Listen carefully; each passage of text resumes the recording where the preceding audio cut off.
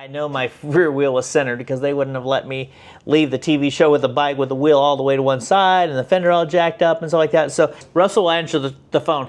G'day, mate. So I definitely need to make some kind of mount because like it's, I don't know. Anyways, I'm happy. I hope you're happy because we're going to have a happy bike. Anyways, nobody wants to hear me chit chat, so whatever. Look at the look at the deets. Look at the deets.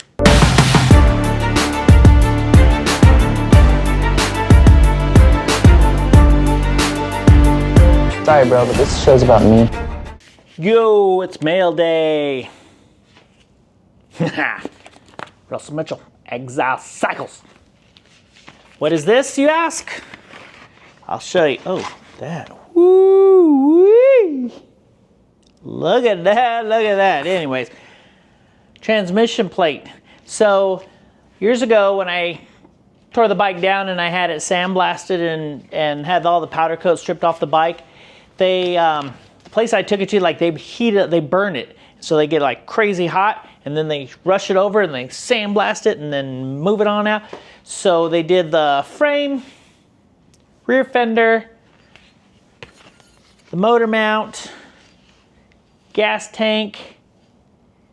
I think that's it. They just did those. Well, I didn't pay attention and grabbed my part. Well, they had it on a pallet, threw it in the back of the truck, and off I went, put it at the shop, blah, blah, blah, blah, blah. I don't know if I got the transmission plate back or not. I don't think I did. So it's been missing for a little while, and I had some other ones. I found this one. This is a stock setup, so it, crap. I had it set up so I could show you the differences. There we go, yeah. So that's the original stock one, 0 offset. Then I found this one, I was like, ooh, and this one is 1-inch offset. Well, I don't know if you can see, the holes are off, 1 inch. Well, when I put everything in there and I tried to align it, the chain was, well, when I put my straight edge on there, actually, let me show you. Well, unfortunately, I forgot as I turned around that transmission's not in the bike right now because I took everything apart again so I could figure out what to do.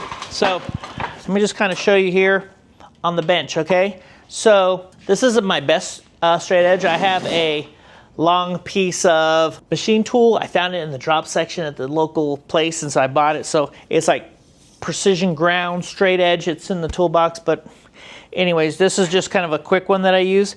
But you can use any kind of like piece of square or rectangular stock. So what I do is you put it against the front pulley or the rear pulley, either one, and then you just kind of like go down and go back up.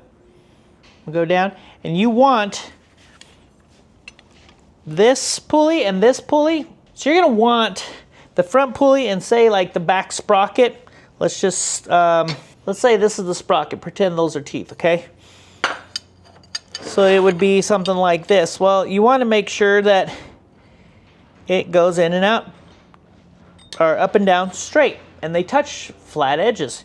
Well, when I was doing it, the wheel had to be pushed over to the left, so then it wasn't centering in the fender anymore. And I'm like, I know my rear wheel was centered because they wouldn't have let me leave the TV show with the bike with the wheel all the way to one side and the fender all jacked up and stuff like that. So I called Russell Mitchell on the phone. Of course, it's awesome when you deal with Exile Cycles. Russell will answer the phone.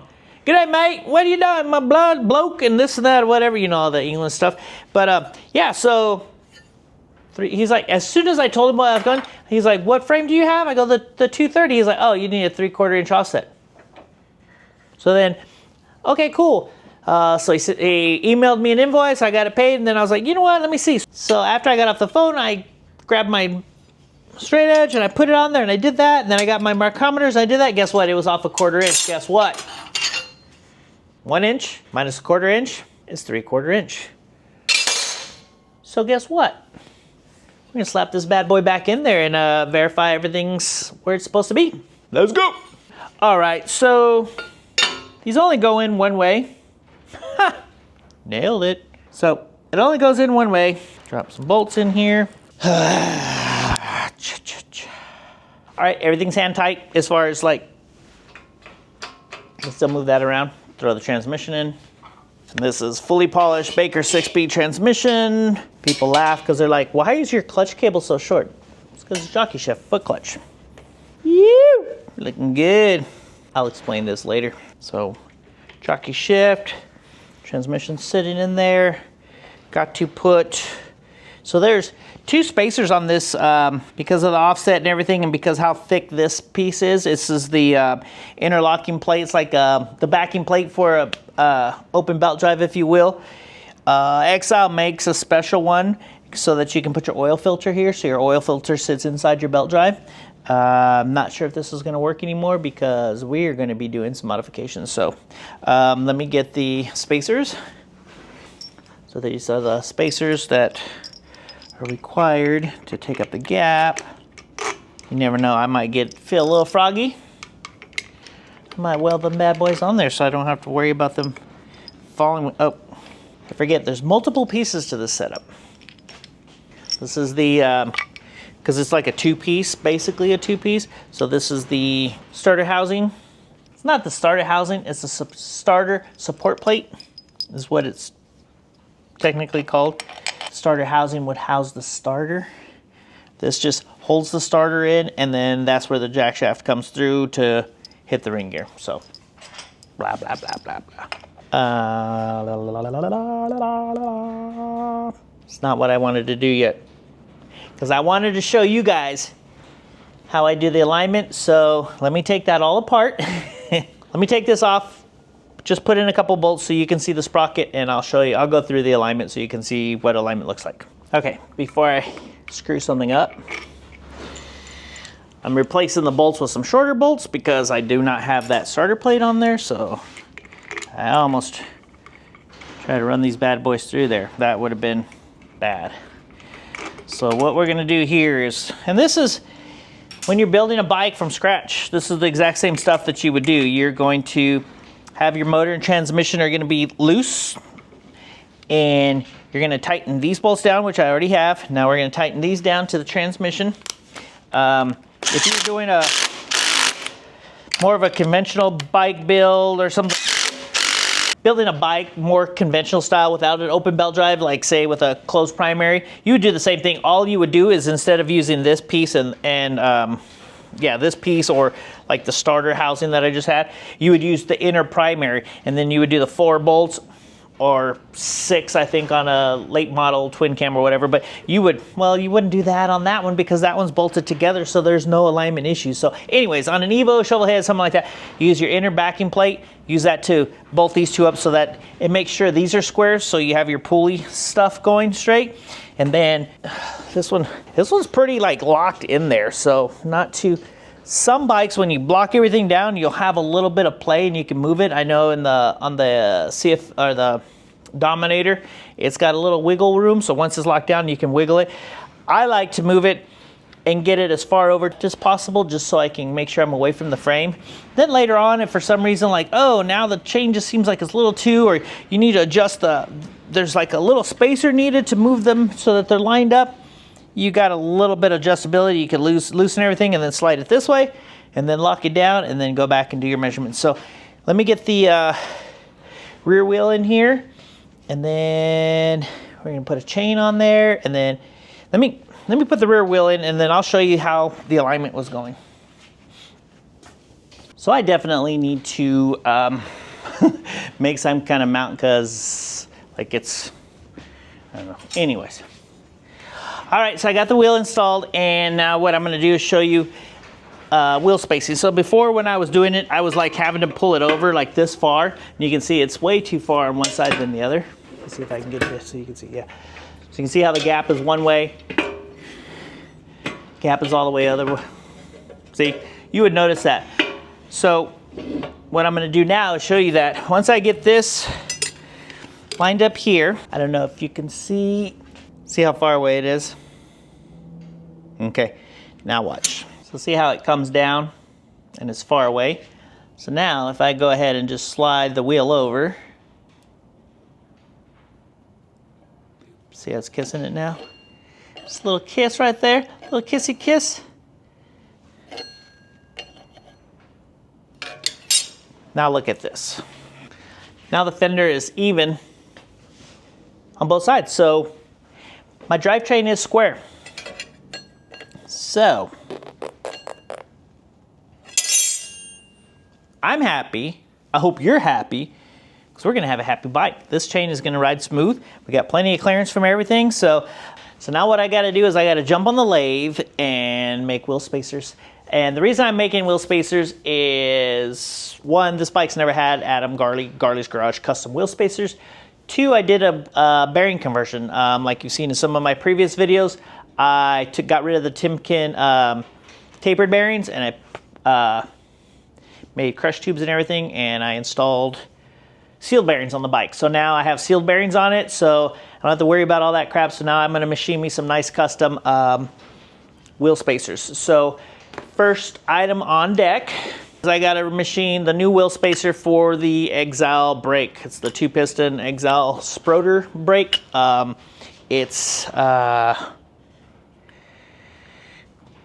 It's my favorite. I love this brake. These ones are pretty dialed in, the 2-piston ones. I know on the last chopper I did, it was a 4-piston caliper. That's the way to go, 4 pistons. The Exile one actually works really well. I've done them in the past, and I had some brake, not issues, but it just didn't seem like it was braking very well. Come to find out, like, that's not a banjo fitting, I guess. And so I was always putting banjo bolts in there, and that's not the way you're supposed to do it. On the show, I learned that you're supposed to run a actual MPT fitting on there and get it nice and tight and angle how you want it. And then you run a coupler to run. I was running the little thin brake line stuff. But yeah, so that's what I read now, is I always put an MPT in there first, and then I do an adapter. They make the MPT to banjo bolt adapters, or like to this one, so it'd be MPT to something else, and then you would bolt it in there. But anyways, 50 thousandths from the outside edge of the 50 thousandths. So from the outside edge of the Sprotor to here, there should be a 50 thousandths gap. So that's what I got to do. So I got to build one that comes out, opens up, does whatever I'm going to do to it, 50 thousandths out to here, and then I'll do a nice taper from here into the frame. So we'll build axle spacers next, make sure everything's lined up and centered, and then we can move on to making new fender struts and start moving from the ass end forward. So let's get this going. Anyways, nobody wants to hear me chit chat, so whatever. So see, no more tapered bearings, sealed bearing. So cool. So cool. So deaf. Yeah, you can see where something was dragging back in the day, so we'll have to get this all polished, repolished. But yeah, so 50 thousandths ain't much. So actually, I'll just make a big spacer, just one big spacer that goes in there, because you won't be able to see it because of the way that covers it. And then we'll make a cool spacer that comes out from here. Not sure what was hitting here. I think maybe I was having like chain stretch, and this was hitting the axle pieces. I think as the chain was stretching, right here, I don't know if you can see it there, but this is what it looks like on the other side. I think when it got adjusted back, it was hitting on this, either the metal bracket or on this piece here. This is the style of strut lowers that Exile Cycle uses on theirs. They usually like run straight bars. So of course, being me, I had to make sure my bike didn't look like an Exile Cycle, because I really like their stuff, but I like making my own. So these fender struts are what I did with their pieces here. So we'll just have to check it out and see how we can fix that so it's not an issue. I might have to, I don't know, I might have to redo my mount. Well, the fender's all the way as far forward as it can go, so I might have to figure something out. We'll see. But hell, I might even machine the mount, the Exile mount a little bit, maybe machine it thinner or something. So we'll figure it out when we get to that point. So that's the wheel spacer I came up with. Actually, it's not a wheel spacer, it's a sprocket spacer. So check it out. So that goes in there, 50 thousandths. You can barely feel it sticking up, and then this will slide over that. Hard to show it, I guess. There we go. because it keeps sliding, but with the axle on there, it'll be sliding like nothing. Let's see if I can show you gap top and bottom. And like I said, once it's bolted in, it'll be nice and smooth. Well, that's the first step. Now I gotta put it back in the bike with the axle, get it all lined up again, and then measure for the spacer from the caliper to the frame, make that one, then shove it to the one side, measure out for the right side, and then make that one progressively swoop out so it looks real, so it flows smooth. On to the next one. What a mess, right? But check this out. How good does that look?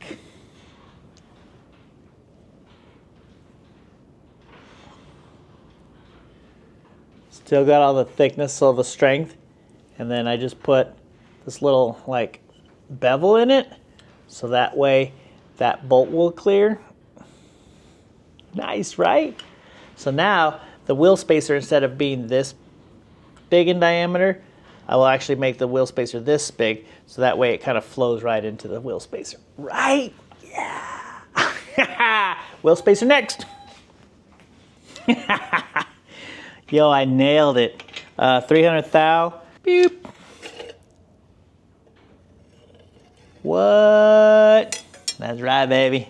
That's right. Look at the deets. Look at the deets. Look at the deets. Remember I told you how that little lip was gonna smooth out right into the. What? Oh, that looks so good.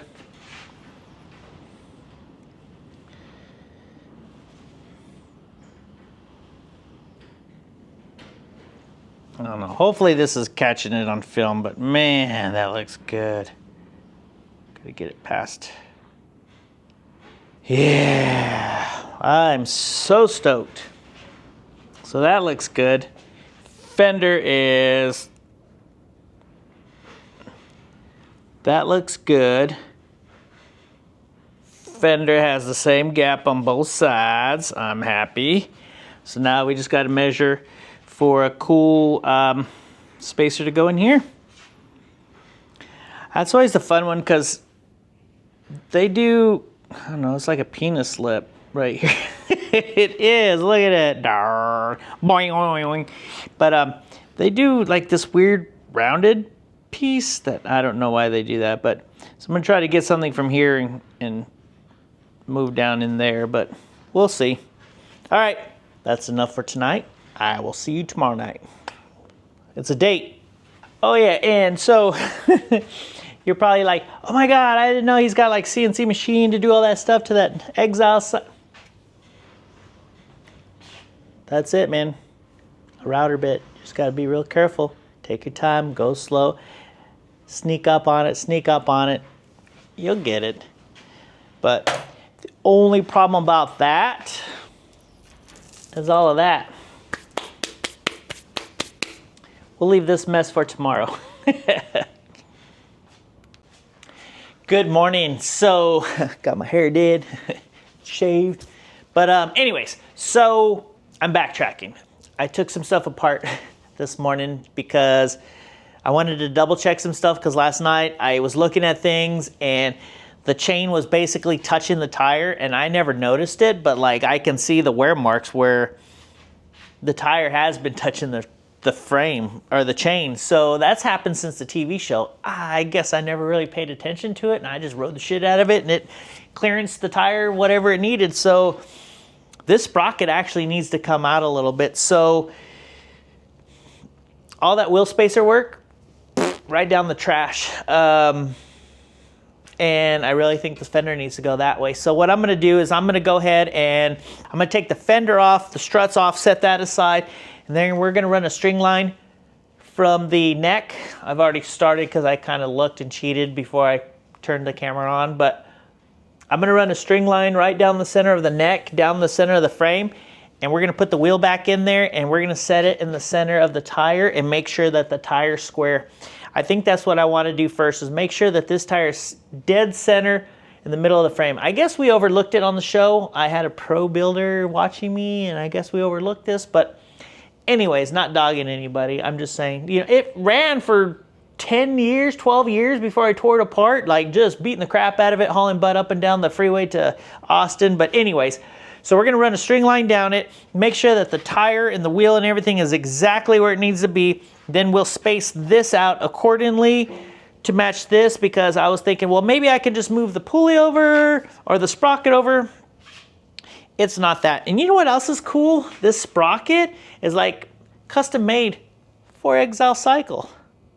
Isn't that dope? So I know I have the right parts. I just got to make it aligned up correctly. So I think this needs to just be spaced out a little bit. Maybe when they trued the wheel, they didn't true it out to the one side to stick it out just a little bit. But I think I only need like an 1/8 inch of clearance, but I just want to make sure I have some. Right now I think I have like a 1/16 clearance, and that's not enough, because not only do the chains go up and down flopping around, they kind of go side to side action. So I just want to make sure everything's correct. So we're going to go ahead and pull all this off, get that stripped down.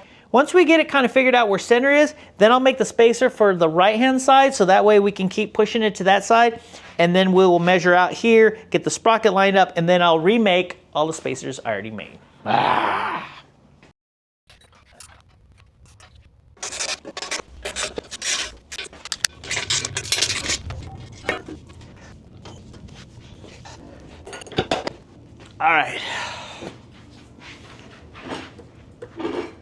All right, so what I'm gonna do is I'm gonna put a little line, find a marker, and my straight edge that, who knows where I put it, here it is. So luckily for this, for me, and for this showing you, like, you can do the measurements and find the exact center of the rear tire, but on this one, it actually has two tread marks that are right in the center, because a lot of times they kind of swoop across each other and stuff, so it's kind of hard to figure out where the center is. So then you would want to measure the tire, find the center, and then mark the center. This one I basically marked the inside of this tread and the inside of this tread, which ended up being 1 inch, so then 1/2 inch, so we're there. So now we got our string line. See, this can kind of vary, so that way, so what am I going to want to do here? Eyeball it, I guess.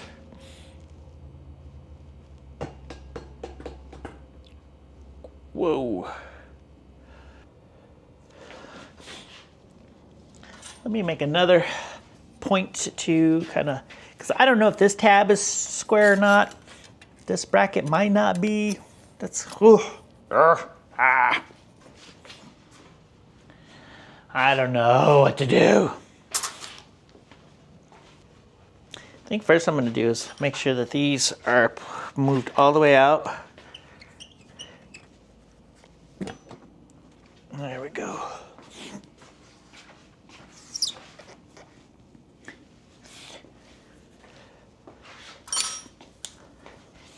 Now I'll mark a center point on the frame, this cross tube here, 6 1/2, so that'll be 3 1/4. No. Oh, that's 9 1/2. So I was gonna say that didn't look very. Let's go to the outside edge. Let's just see what the outside edge is. This is 11. So 1/2 of 11 is 5 1/2. So 5 1/2 would put the center line right there. Look at this little tiny square I found in. I purchased this box of tooling and stuff like that. It's like an old school machinist like carry toolbox, and I was digging through it the other day. It's over there, and little tiny little square, but so cute. I think I'm happy with that. Let's do the old test string-a-rooney. Oh yeah. Yeah. I'm pumped. So now it definitely looks more centered in the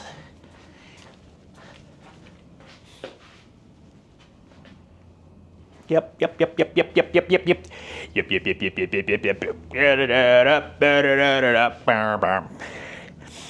So now I'll take measurements for the right-hand wheel spacer. I'll mic out the thickness of this. The frame axle plate,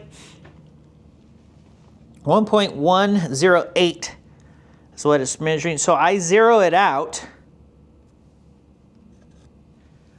So now it's zeroed out. Then from here, I will run from the outside edge, and I will run this piece all the way until I touch the piece. Beak. 1.635 is the total length that that spacer needs to be. So I'll write that down somewhere. 1.635. So now I know that's my overall length of that axle spacer. Then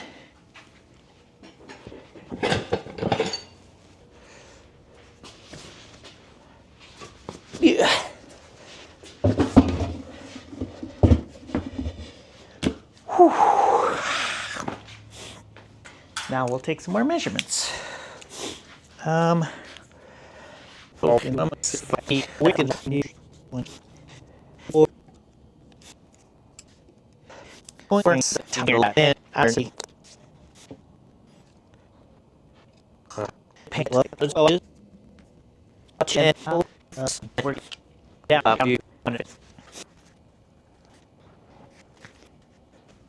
So I know my drawing is really bad, but that's basically the shape. So let me get this machined and I'll be right back.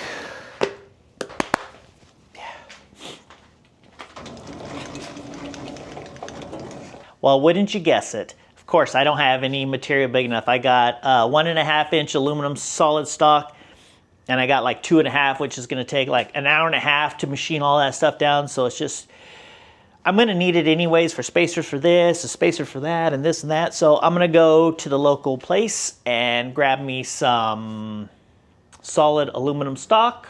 Probably get like 2 inch and 2.25. Oh, and then I'm gonna run by Cabela's and get some lead shot.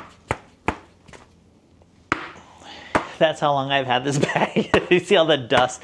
I found myself needing to kind of like get a little bit of extra forming going on. And I got a bunch of tanks and stuff we could do, so hell, let's do a field trip. You guys wanna go with me? And you can meet some of my friends and fellow Patreons of the industry. Actually, they just sell me stuff and take my money, so whatever. But we'll take this. We got sheet metal for metal fab for the Sportster, for my chopper, and for the what the hell is that bike called? The West Coast chopper one. Oh, the Dominator. So yeah. Let's go on a field trip. Let's go. Yo, I just wanted to do a quick shout out for the people that were asking about the FXR, Make FXRs Evo Again hats. So I just did one just for fun, and then a lot of people hit me up, so I did a run of them. The main one that I got, the first one, the original one, look at how crooked it is. It was embroidered like crap and stuff like that, so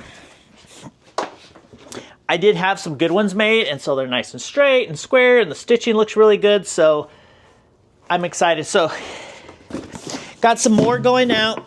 Got some going out. I got some other ones I got to finish boxing up, but heading off to the post office. So if you've been waiting for your hat, guess what? It's headed your way. And if anybody wants one, I got about 5 more, 6 more. So if you want one, hit the link in the bio and or in the comments and get you one. All right. Thanks. I'll see you guys later.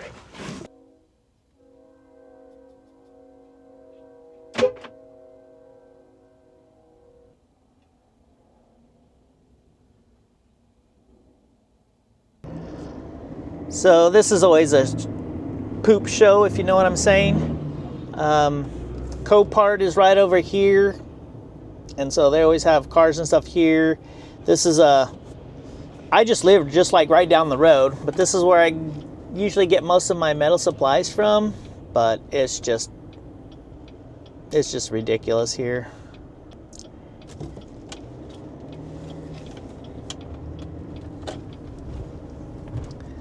They're building more stuff in here, so just, and then this truck's gonna sit here. Jesus.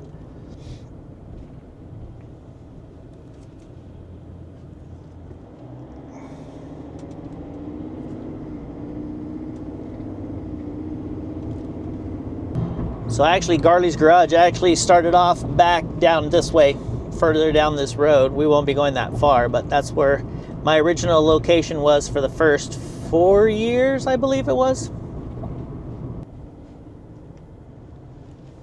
Stars Metals.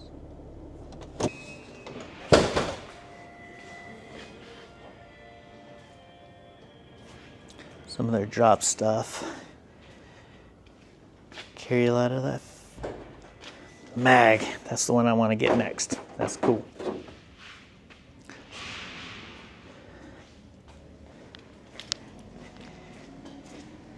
Mike, guess what day it is? Hump day!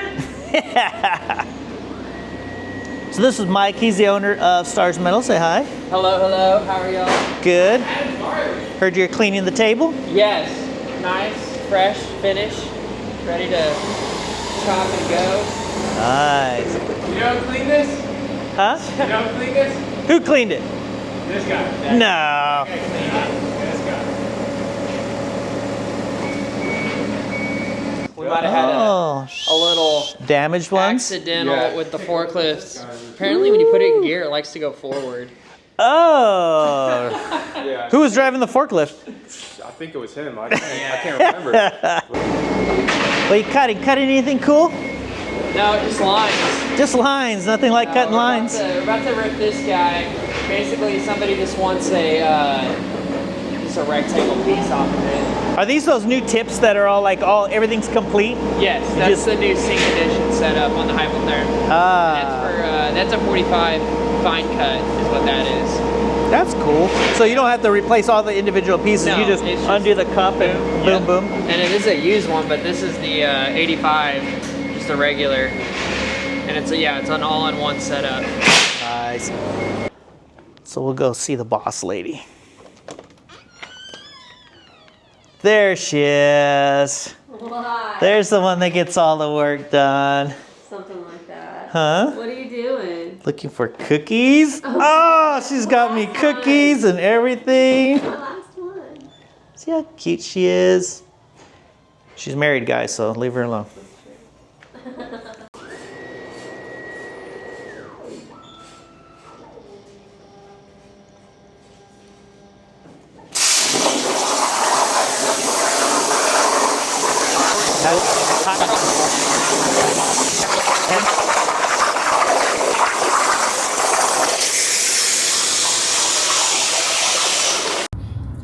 So just a little background with Mike and Julia. Great people. Love doing business with them. I did business with them when she was actually worked front desk and he was like the co-owner of what it used to be. And then his old partner really screwed things up. So they're out of business. And then so he restarted his own as Stars Metal. And they're great people. I love working with them. They're so easy to work with. So if you're looking for metal and stuff like that in the DFW area, they're up here in Haslett, Texas. So just north of Fort Worth. So if you're looking for metal and you're in the area, shop them first. So yeah, give them a holler. They have great prices. They're a small company. So, you know, they don't have to make a crap ton of overhead. So they're able to definitely meet, if not beat people's prices in materials. So give them a holler if you're ever in need. So it wasn't the best trip, but it wasn't a waste, you know. So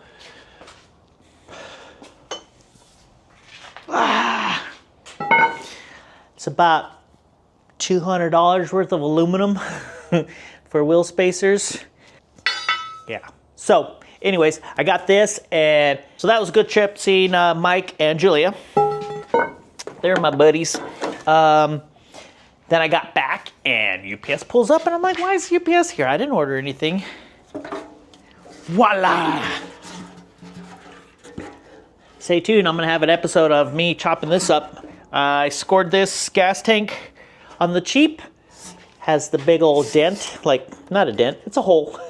So, got an idea with this to kind of help fund my FXR project. So, that'll be fun. Stay tuned for that. I still got to clean up this mess. But anyway, so I got materials. We're going to go ahead and... I was going to stop and start slamming some metal, some steel, but I think because I'm kind of on a roll that let's just go ahead and knock out these wheel spacers and let's get this rear end. I want to get the ass end on there and then we can put the fender on there and see how far off it is. Might have to cut some tabs, move them over, re-weld them, and then it should go pretty easy from there. Anyways, yeah.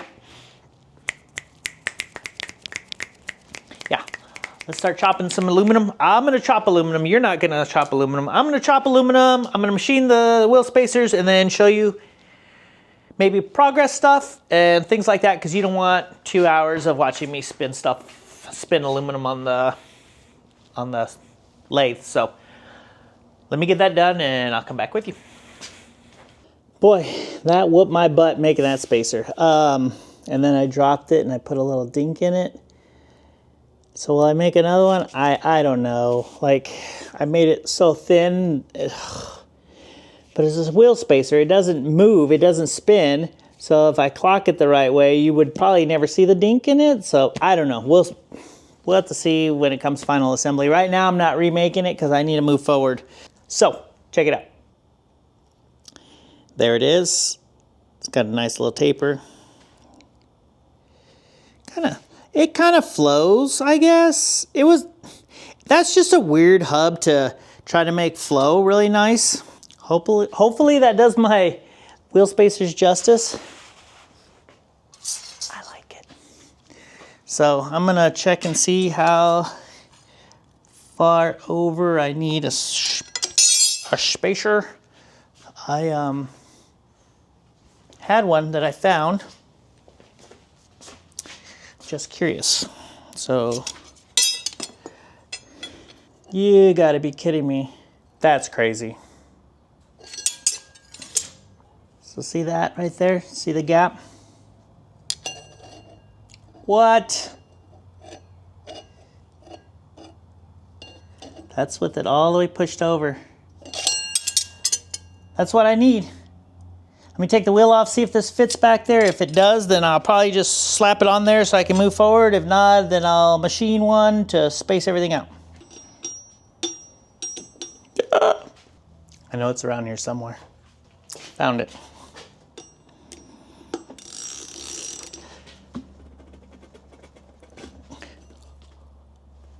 Did you see that?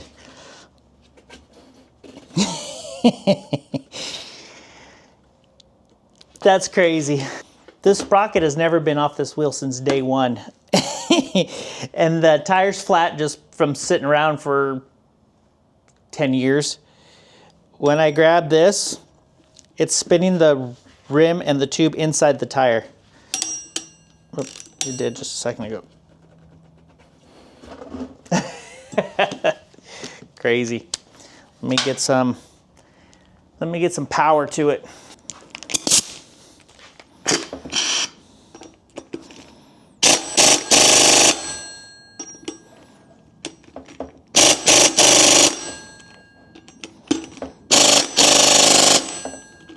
That's not good.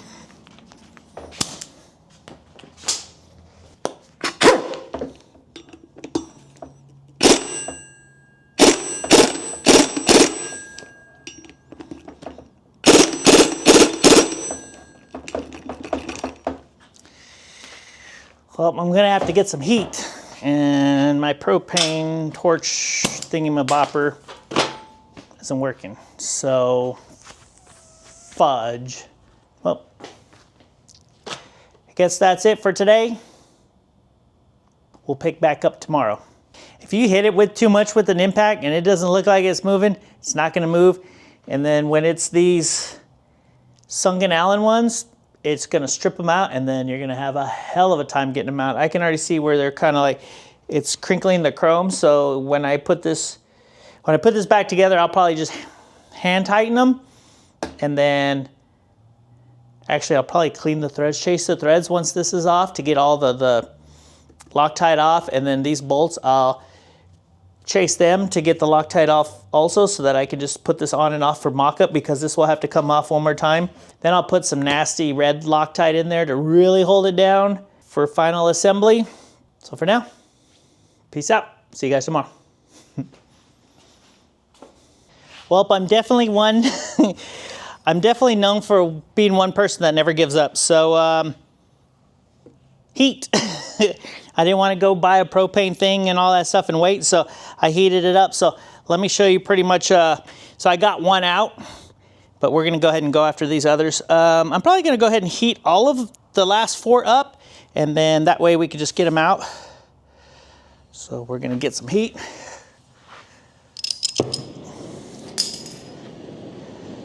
I don't wanna melt my tire or my bearings, so I'm gonna turn it down real low. Then all I'm gonna do is just right on top of the head of the bolt. Whoa, that was scary.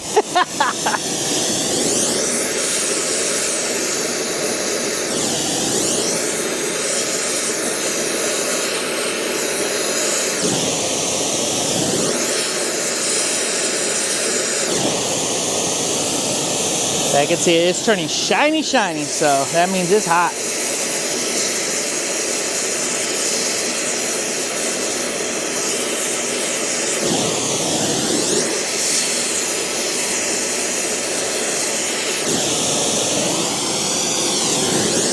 I really don't want to melt my bearings. Those are brand new bearings.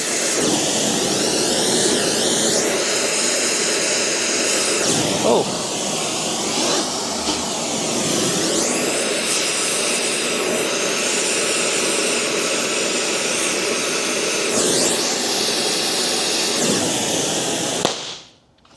Hate it when it does that, but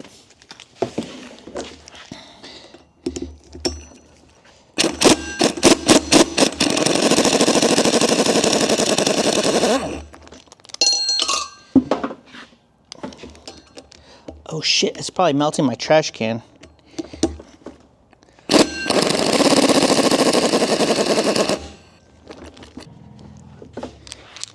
So, just like that. Crap. Yeah, it's fine. Let's go ahead and get those last 2.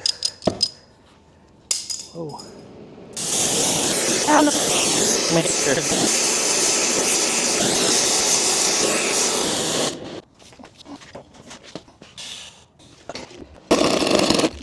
That's how easy it is. Do you hear, like, this thing?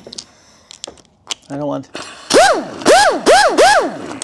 It gets it, but I'm not even using that much pressure because the heat has loosened up the Loctite.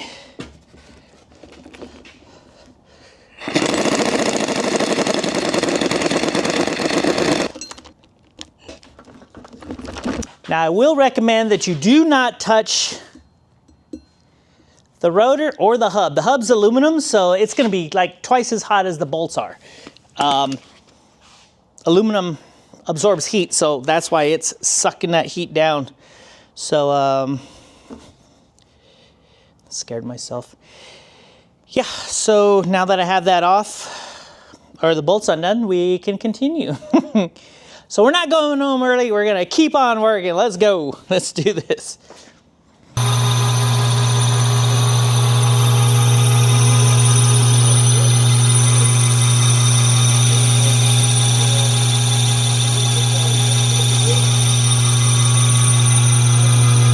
So after, what's it, trial and tribulation they call it, I first started with this spacer that I was gonna make, but then once I got it on there, it's loose, and then I was like, oh, you DA, it has to have, whoa, it has to have a centering lip so that it knows where to center on the sprocket. So that was another waste of time. So what I got now is I machined this spacer. Let me show you this spacer. So this is the spacer. Beep. See how it has the centering spot, the locator, centering locator? And then on the back side, it has the indentation, and that's the locator for the wheel. So the first locator will go inside the sprocket, which is a nice tight fit. So now that's in.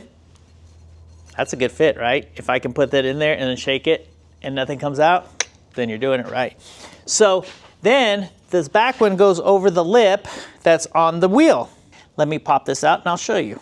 So this one, when it goes over, see how it centers on the wheel, and then when you put this on here, that keeps it centered. So all I need to do now is drill in the holes so that I have my 5 holes, and we got this bad boy spaced.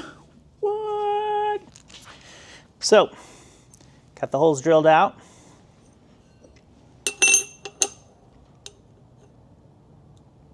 Looks like they're pretty straight on.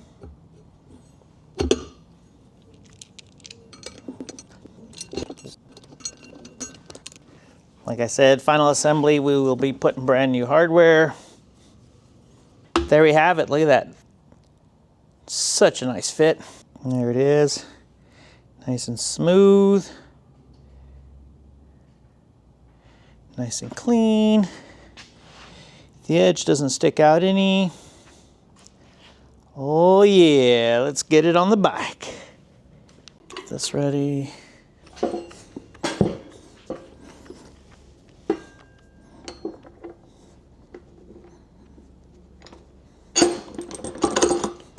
Oh yeah, this is gonna be nice. This is gonna be nice.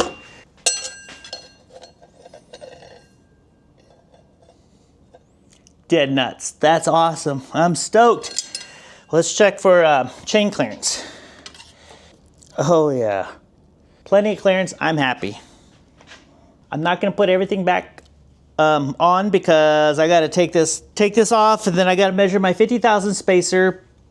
Put the sprocket or the Sprotor, the sprockets on there. I gotta put the caliper on there, the Sprotor caliper, the Exile caliper on there. Measure my outside spacer, and then we'll go from there. So, yeah, pumped. We almost got this drivetrain lined up. Spacers made. That's gonna be awesome. All right, let me get this taken apart and make us that 50,000 spacer. And we'll go from there.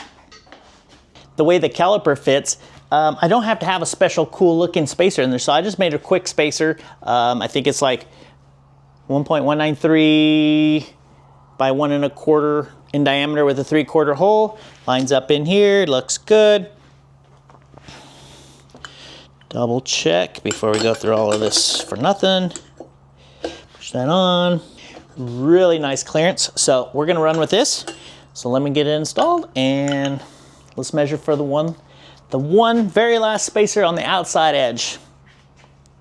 Let's go. So I actually have this really cool jack, but the hydraulic part of it is kind of jacked up.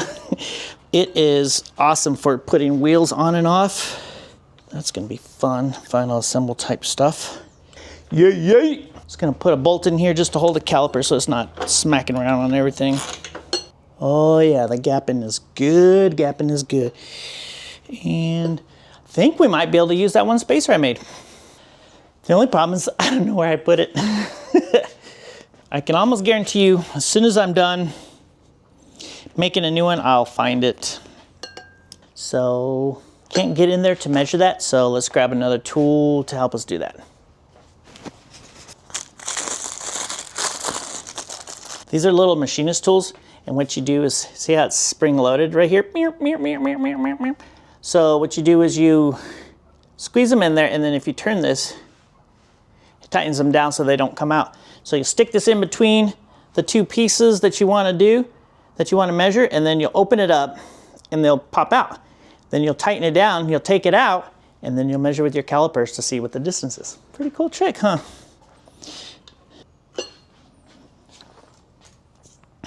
Oh, this is gonna be a tiny little spacer. 0.325, is that 3/8? I believe that's 3/8, huh? I bet you if I had that spacer, it would be the right size. Hold on for a second. I'm gonna try to find that spacer. I guarantee you I dropped it and it's just sitting around here somewhere and I'm gonna find it and it's gonna save us a lot of time and we'd roll on. Yes! I found it! Woohoo! It is the right size, so let's just pop this bad boy out real quick. If I was Santa Claus, I'd be dope. I'd be a dope ass Santa Claus.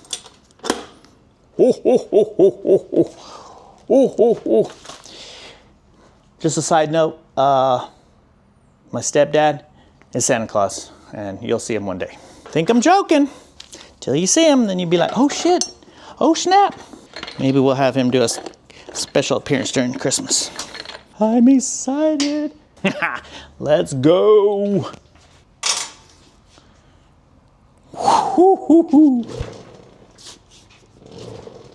Well, there we have it, man. Got the drive chain all lined up. I'm freaking stoked.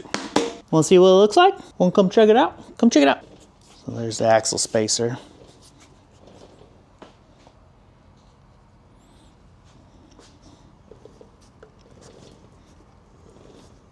I love how that taper looks. Flows right into it. Yeah. And then we'll have to make a little tiny spacer that goes right here where this bolt's at. Little tiny, probably just like a little washer so it'll lock that down, but so pumped. I'm stoked. So, all right, appreciate y'all sticking around for that. Next time we're on this bike, we'll be remounting the rear fender, making sure that's all squared up, and making the new fender struts. So, all right, Madam Garley from Garley's Garage, I'm out of here. Peace.